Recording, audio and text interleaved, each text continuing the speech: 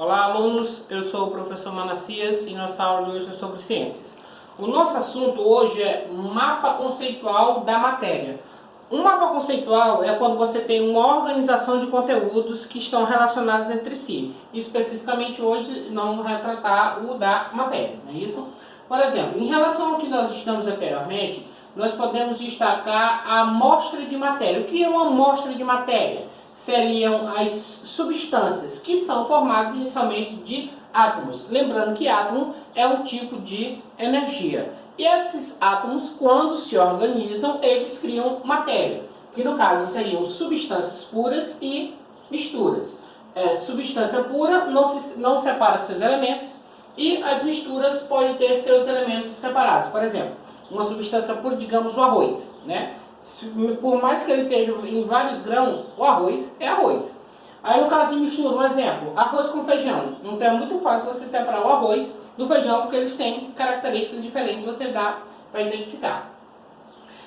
Em relação aos átomos, nós podemos entender que os átomos eles formam o elemento químico. O que seria o elemento químico? É aquele elemento na natureza que formam gases, formam líquidos, formam sólidos, né? E o elemento químico, ele tem um símbolo, que no caso eles pode ser uma letra maiúscula ou pode ser uma letra maiúscula acompanhada de uma letra minúscula, tá certo? Isso nos faz chegar à teoria de Dalton. O que é a teoria de Dalton? Que ele falava sobre uma forma de energia que gerava matéria, que seria o átomo, que seria um ser indivisível e que estaria presente em todo tipo de matéria. A teoria de Dalton ela tem relação com a lei de Proust, que é a questão que ela fala sobre a questão da proporção constante. Como assim proporção constante? Sempre que tiver uma certa quantidade de uma coisa com certa quantidade de outra coisa, eu vou formar uma substância específica, um elemento específico, não é isso?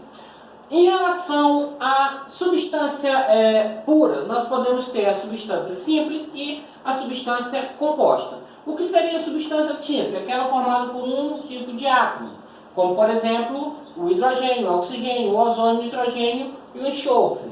Nós também temos a substância composta, que é formada de dois ou mais tipos de átomos, como por exemplo a água, o gás carbônico, a amônia e o metano. São só alguns exemplos, né?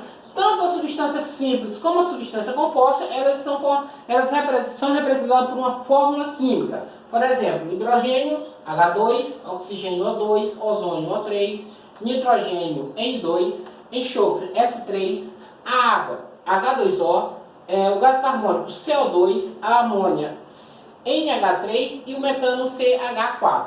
Lembrando que essas aqui são simples e essas são compostas, né?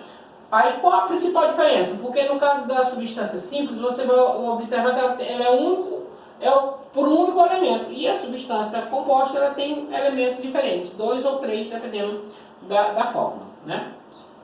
A fórmula química, ela dá relação para a equação química. O que seria a equação química? No caso, substâncias simples formando substâncias compostas. No caso, por exemplo, você pega duas substâncias, por exemplo, o hidrogênio e o oxigênio, aí você tem, por exemplo, a água. Ou você pega, por exemplo, o carbono e o oxigênio e juntos eles formam o gás carbônico. E assim por diante.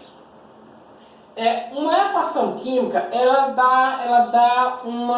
é formada através da reação química. O que seria uma reação química? É quando nós temos reagentes e que formam os produtos. Por exemplo, hidrogênio e oxigênio são reagentes. O produto seria a própria água, que seria uma molécula já diferente, uma fórmula química diferente, um ser químico diferente.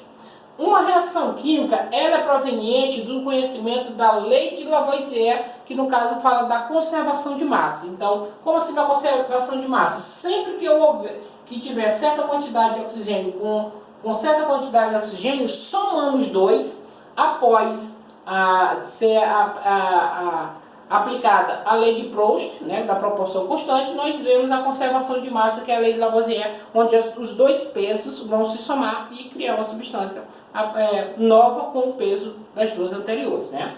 E a lei de Lavoisier, ela também é um princípio que vem para a teoria de Dalton, que é a teoria das dos átomos, que proporcionaram todos esses conhecimentos que nós temos hoje em relação à química básica. Tá certo?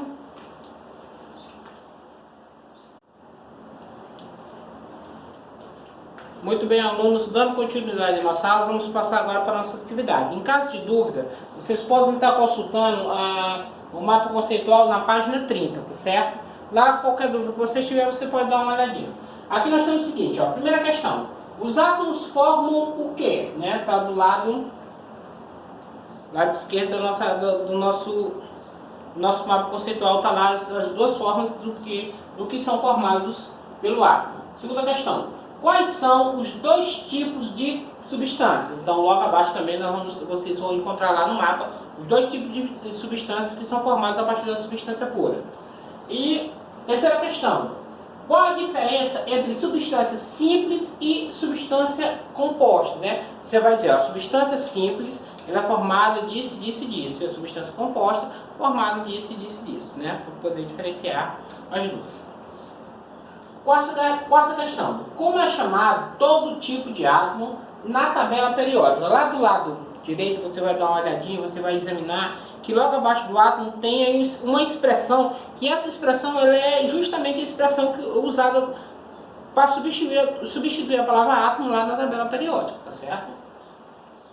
Quinta. Quais são as duas leis que ajudaram a criar a teoria atômica de Dalton? Eu já expliquei sobre isso. Teve dois cientistas que criaram duas leis, né, sobre as quais se fundamentam a teoria atômica de Dalton, tá certo? Está muito fácil.